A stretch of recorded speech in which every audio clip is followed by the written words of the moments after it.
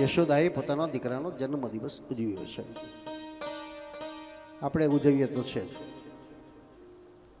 આપણે કંકોત્રીના card છપાવીશું, party plot કરીશું, કેટરર્સવાળા book કરીશું, બજારમાંથી કેક લઈ આવીશું, મીણબત્તી પ્રજ્વલિત કરીશું, પછી એક વધારાનું દાપણ કરીએ છીએ. શાસ્ત્ર અહીં સુધી છૂટ આપે છે,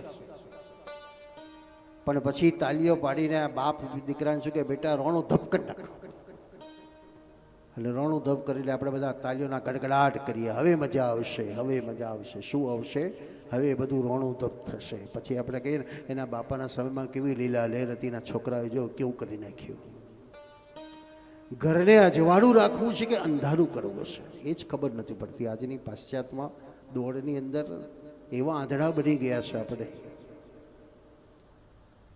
દીવો એ પ્રકાશ છે, દીવો એ દેવ તત્વ પ્રસંગને અનુરૂપ બનાવે પ્રજ્વલિત કરેલો દીવો એ દેવતા છે, એને ફૂંક ન મરાય. પણ આપણે જ રોણું ધપ કરાવી દઈએ છીએ. તો ઉત્સવ ઉજવીએ સંસ્કૃતિને ધ્યાનમાં રાખીને. મીણબત્તી પ્રજ્વલિત કરી છે ને એક બાજુ મૂકી દઈએ ને પછી આપણો ઉત્સવ કરીએ તો